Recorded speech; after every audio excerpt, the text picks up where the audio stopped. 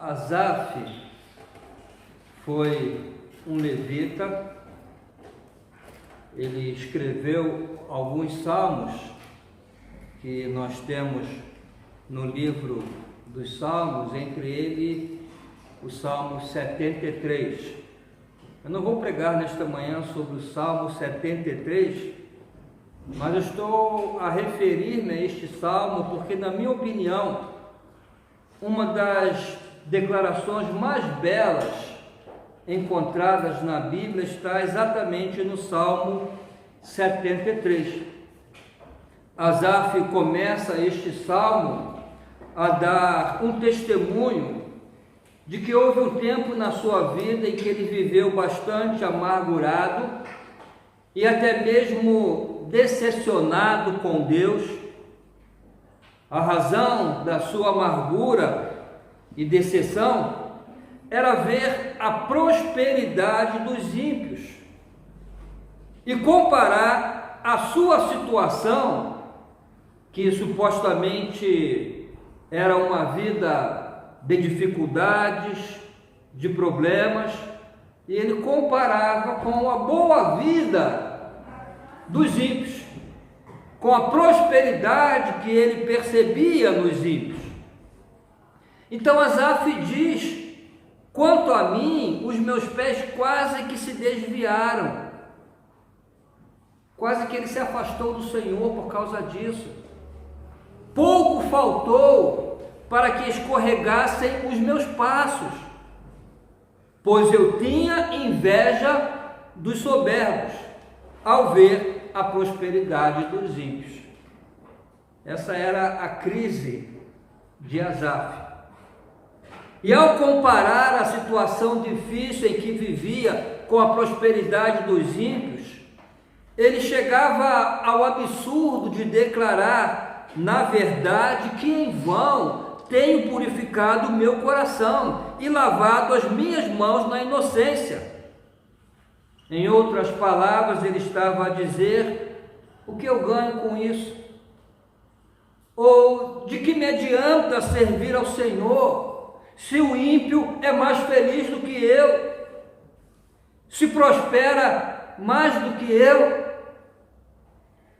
O salmista enfrentava essa crise até que entrou no santuário do Senhor. Ele foi na igreja e lá no santuário ele teve um encontro com Deus e Deus lhe mostrou a brevidade da vida e como a prosperidade e as glórias deste mundo são efêmeras.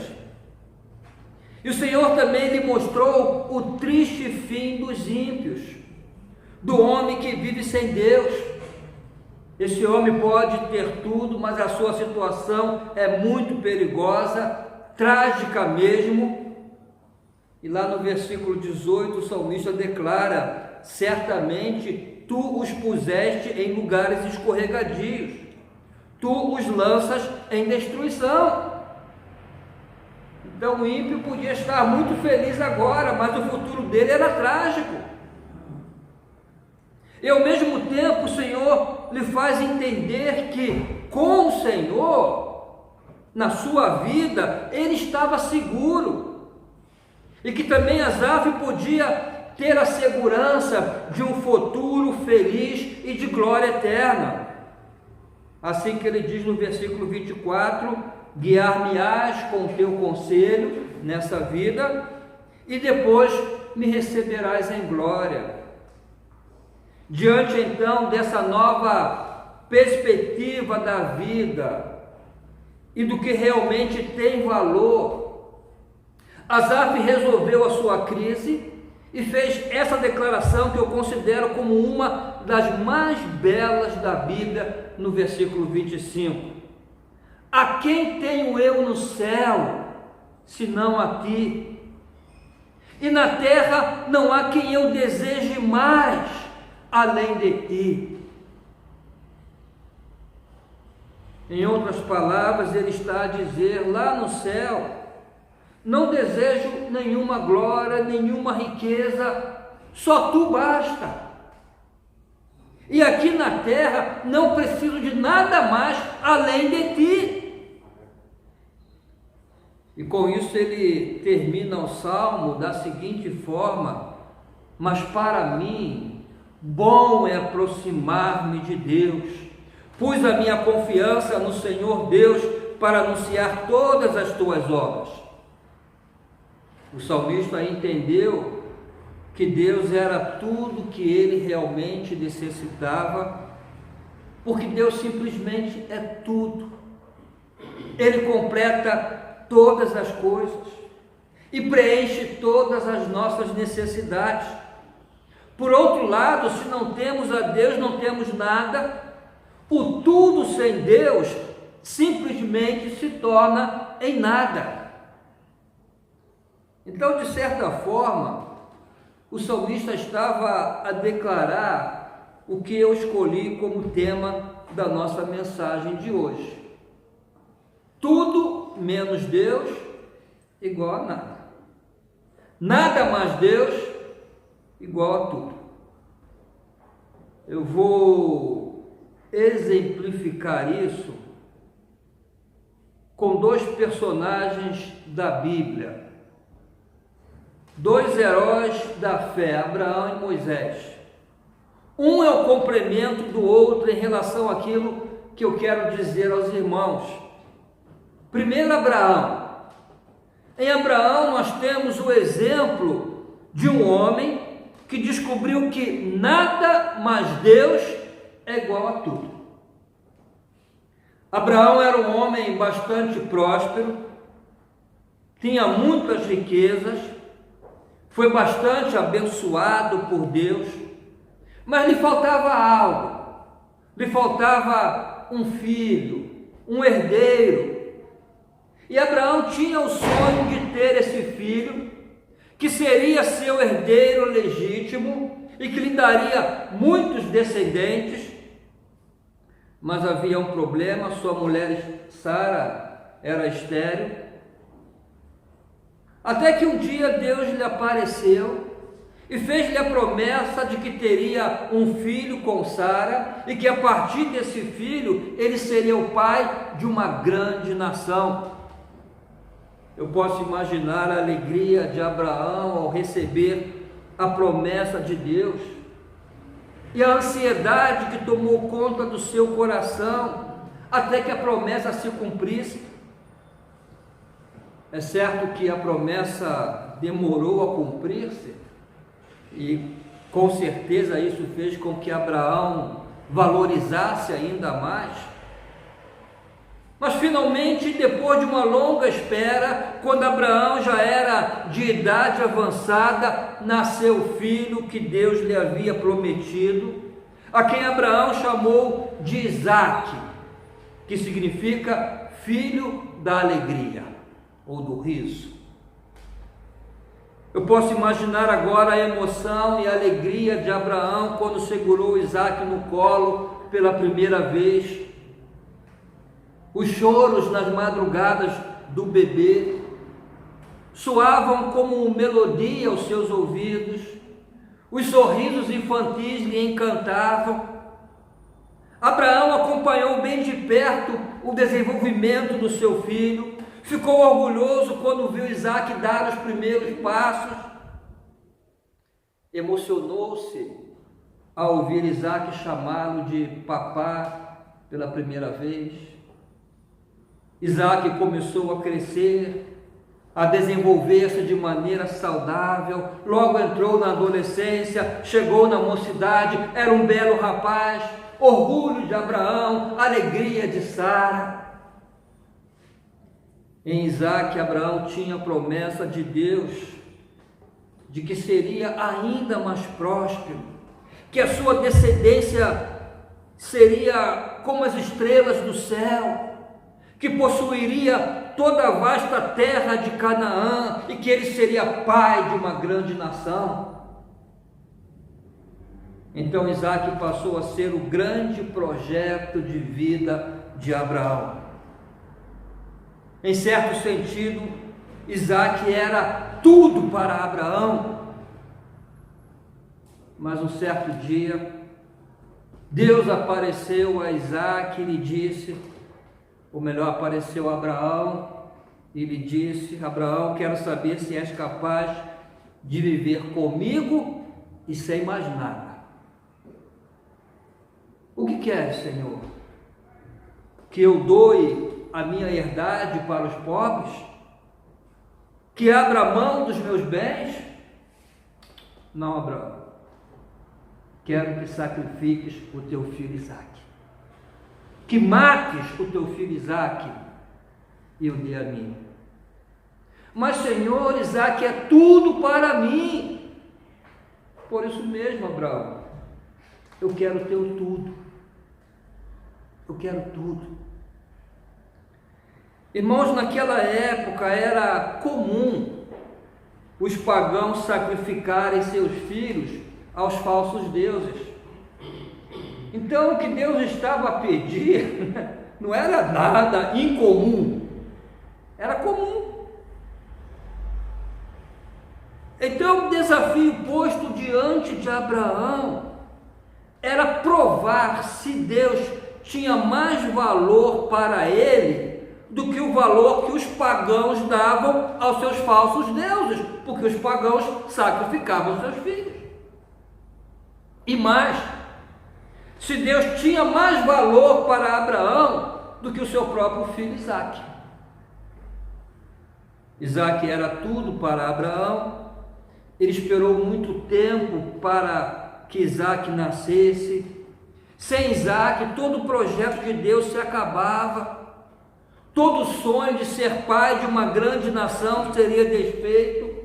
Toda a sua prosperidade não teria sentido, pois não teria um herdeiro a quem deixar. Isaque era tudo.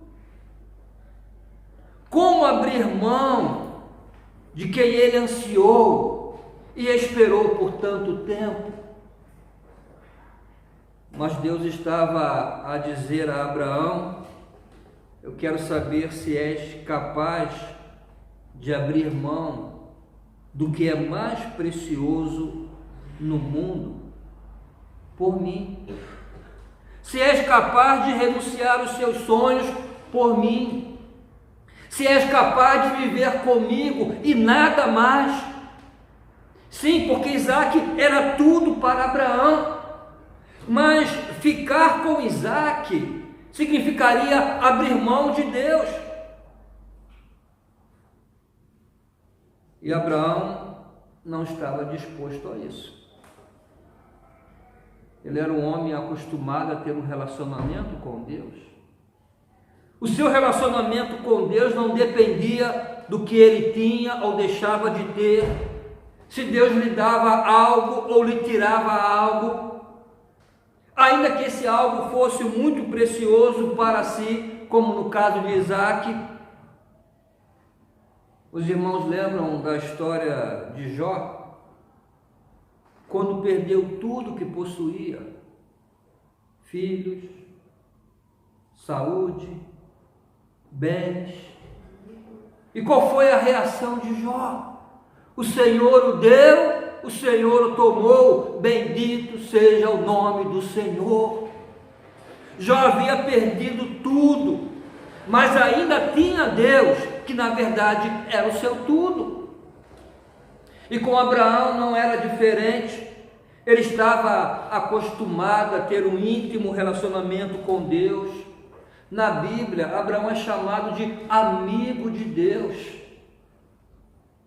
E não estava disposto a abrir mão dessa amizade, desse relacionamento que dava real sentido à sua vida. Isaque era tudo para ele, mas havia algo maior. Esse algo maior era Deus. Inclusive, foi Deus que lhe deu Isaque. Então, em importância, Deus estava acima de Isaque, porque foi Deus que lhe deu Isaque. E qual foi a decisão de Abraão? Prefiro ficar sem Isaque, é doloroso. Mas eu prefiro ficar sem Isaque, mas não abro mão de Deus. Isaque é tudo para mim, mas se é para abrir mão de Deus, eu não abro. Então Abraão decidiu provar que Deus valia mais que tudo para ele. Naquele dia em que, com o coração despedaçado, aflito, angustiado, subiu o monte disposto a sacrificar o seu filho, Abraão estava a dizer: Isaque é tudo para mim nessa vida, mas não abro mão de Deus, porque o tudo sem Deus não é o bastante. E a história mostra que Abraão tomou a decisão certa. Se ele tivesse se agarrado a Isaque e aberto mão de Deus, renunciado à sua comunhão com Deus, à sua vida com Deus, o seu nome não estaria na galeria dos heróis da fé, e nem estaríamos aqui agora a falar de Abraão com admiração. Mas porque ele preferiu ficar sem nada para continuar com Deus, ele descobriu que o nada mais Deus é o bastante, é o suficiente. O apóstolo Paulo também fez essa descoberta. Houve um tempo na sua vida em que ele abriu mão de tudo que possuía para ter Cristo na sua vida. Lá em Filipenses 3,8 ele diz assim: sim, deveras considero tudo como perda, por causa da sublimidade do conhecimento de Cristo Jesus, meu Senhor, por amor do qual perdi todas as coisas e as considero como refúgio para ganhar a Cristo. E mais adiante ele continua a dizer aos filipenses: já aprendi a contentar-me com o que tenho, sei estar abatido e sei também ter abundância. Em toda maneira, em todas as coisas estou instruído, tanto a ter fartura como a ter fome, tanto a ter abundância como a padecer necessidade. Posso todas as coisas naquele que me fortalece. Em outras palavras, Paulo está a dizer: o meu contentamento na vida e o meu relacionamento com Deus não depende de eu ter tudo ou ter nada.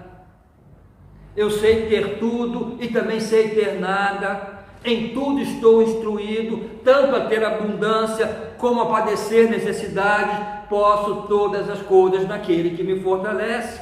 Em outras palavras, a minha alegria, o meu contentamento e a minha força não dependem de ter tudo. Posso não ter nada, porque a minha força, a minha alegria depende daquele que me fortalece, e me fortalece até para viver sem nada, porque eu aprendi a passar fome, e também aprendi que o nada com Deus é suficiente. Irmãos, Deus nunca nos deixa em falta. Deus honrou a fé de Abraão. Diz a Bíblia que quando Abraão estava prestes a imolar o seu filho, aconteceu o seguinte, e eu vou ler para os irmãos: e estendeu Abraão a sua mão e tomou o cutelo para imolar o seu filho. Mas o anjo do Senhor lhe bradou desde os céus e disse: Abraão, Abraão. E ele disse: eis-me aqui. Então disse: não estendas a tua mão sobre o moço e não lhe faças nada, porquanto agora sei que temes a Deus e não me negaste o teu filho, o teu único. Então levantou Abraão seus olhos e olhou, e eis o carneiro de trás dele, travado pelas suas pontas no mato. E foi Abraão e tomou o carneiro e ofereceu em holocausto em lugar de seu filho, e chamou Abraão o nome daquele lugar: o Senhor proverá. Donde se diz até o dia de hoje: no monte do Senhor se proverá.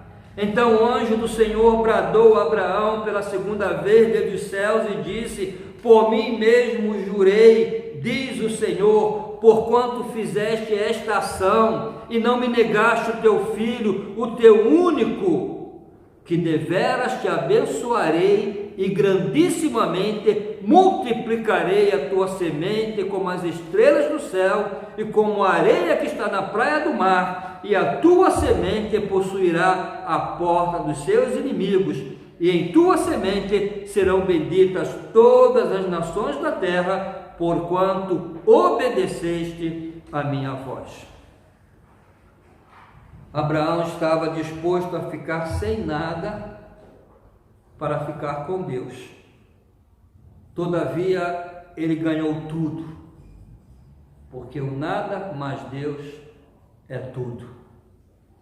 O meu desejo, irmãos, e a minha oração é que o nosso relacionamento com Deus não esteja baseado naquilo que Ele pode dar-nos ou deixa de dar-nos, que o Deus das bênçãos tenha muito mais valor para nós que as bênçãos de Deus, mesmo a bênção mais preciosa.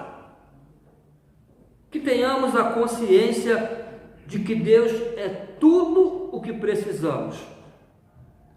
Não adianta ter tudo e não ter Deus, porque o tudo sem Deus é nada, mas o nada com Deus é suficiente. E ainda que não nos reste nada mais além de Deus, se temos Deus, temos tudo, porque Ele é a origem de tudo, Ele é o provedor de tudo. Por isso, nada com Deus é mais do que suficiente, porque Ele sempre proverá. Então, irmãos, por nada neste mundo devemos abrir mão da nossa relação com Deus, por nada deste mundo. Isso é o que aprendemos hoje com Abraão. Amém? No próximo domingo eu vou falar de Moisés. Moisés já é o oposto. Com Abraão nós aprendemos que nada mais Deus é o suficiente. Com Moisés vamos aprender que tudo sem Deus não é o bastante.